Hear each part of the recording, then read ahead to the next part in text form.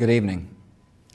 Today, our fellow citizens, our way of life, our very freedom came under attack in a series of deliberate and deadly terrorist acts.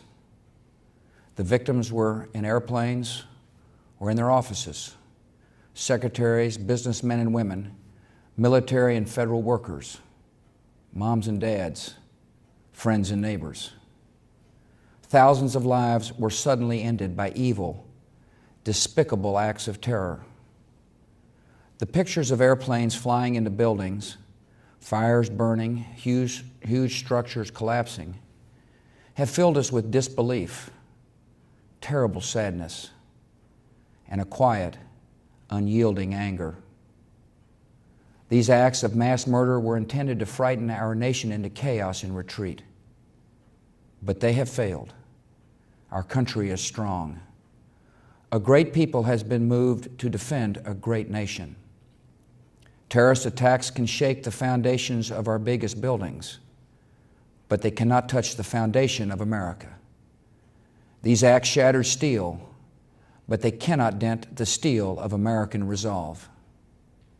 America was targeted for attack because we're the brightest beacon for freedom and opportunity in the world, and no one will keep that light from shining. Today, our nation saw evil, the very worst of human nature, and we responded with the best of America, with the daring of our rescue workers, with the caring for strangers and neighbors who came to give blood and help in any way they could. Immediately following the first attack, I implemented our government's emergency response plans. Our military is powerful, and it's prepared. Our emergency teams are working in New York City and Washington, D.C. to help with local rescue efforts. Our first priority is to get help to those who have been injured and to take every precaution to protect our citizens at home and around the world from further attacks. The functions of our government continue without interruption. Federal agencies in Washington, which had to be evacuated today, are reopening for essential personnel tonight and will be open for business tomorrow.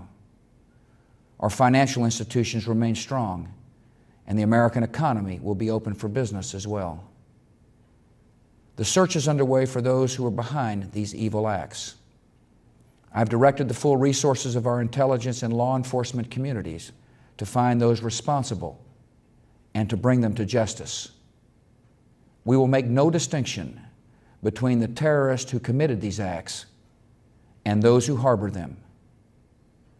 I appreciate so very much the members of Congress who have joined me in strongly condemning these attacks.